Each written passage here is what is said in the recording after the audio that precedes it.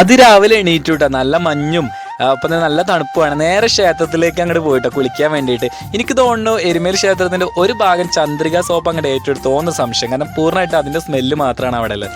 മുൻപന്തിയിൽ പോയിട്ട് രാവിലെ തന്നെ നല്ലൊരു കുളി അങ്ങോട്ട് പാസ്സാക്കി കേട്ടോ. ശേഷം ഞങ്ങൾക്ക് ഉചിതമായ സ്ഥലം എവിടെയോ ഞങ്ങൾക്ക് തോന്നി അവിടെ ഞങ്ങൾ ഇരുമുടി കാര്യങ്ങൾ വെച്ചായിരുന്നു. അവിടെ പോയിട്ട് നേരെ ആരതി കാര്യങ്ങളൊക്കെ ഒഴിഞ്ഞു. ശേഷം നാളികേരം ഉടച്ചുകൊണ്ട് നേരെ പേട്ട ശ്രീ ധർമ്മശാസ്ത്ര ക്ഷേത്രത്തിലേക്കാണ് ഞങ്ങൾ പോകുന്ന വഴിക്ക് നമ്മുടെ പേട്ടത്തുള്ളലും കാര്യങ്ങളൊക്കെ ഇങ്ങനെ കണ്ടു. ആദ്യകാലങ്ങളൊക്കെ വരുന്ന സമയത്ത് ഇത് കാണുമ്പോൾ ചിരിയാണ് വന്നിരുന്നത്. ഇപ്പോൾ പിന്നീട് മുൻപോട്ട് പോകുന്ന സമയത്ത് നമുക്ക് ആനന്ദം എവിടെയാണോ നമ്മുടെ മനസ്സിന് കിട്ടുന്നത് അവിടെ മറ്റുള്ളവർക്ക് ബുദ്ധിമുട്ടില്ല, തീർച്ചയായെങ്കിലും നമ്മൾ ആ വഴിയിലൂടെയൊക്കെ സഞ്ചരിക്കാൻ ശ്രമിക്കുക. ഇതൊക്കെയാണ് നമുക്ക് ജീവിതത്തിൽ കിട്ടുന്ന ഓരോ നിമിഷത്തിലും ആനന്ദിക്കാൻ കിട്ടുന്ന നിമിഷങ്ങൾ എന്ന് നമ്മൾ സ്വയം മനസ്സിലാക്കുക കേട്ടോ. എന്താണെങ്കിലും പേട്ട ശ്രീ ധർമ്മശാസ്ത്ര ക്ഷേത്രത്തിലേക്ക് നമ്മൾ പ്രവേശിച്ചു. ഇവിടെ പ്രവേശിക്കുന്ന സമയത്ത് നാളികേരം എടുക്കുന്ന സ്ഥലം കണ്ടു. അപ്പോൾ ഇവിടെയൊക്കെ പ്രത്യേകം ശ്രദ്ധിക്കുകയാണ്, മറ്റുള്ള ആളുകൾ എറിഞ്ഞുടച്ചങ്ങോട്ട് പോവുക. ഒരു ഭാഗം ചിലപ്പോൾ നെറ്റിക്ക് വന്നിട്ട് നമുക്ക് പരിക്കുവരും. രാവിലെ തന്നെ പോകുന്ന വഴിക്ക് ഒരുപാട് സായിമാരും മുൻപിലുണ്ടായിരുന്നു കേട്ടോ, അവരുടെ കൂടെ അങ്ങനെ നടന്നു. ഇവിടെ മുൻപോട്ട് പോകുന്ന സമയത്ത് ഞങ്ങളൊരു മോളെ പരിചയപ്പെട്ടു.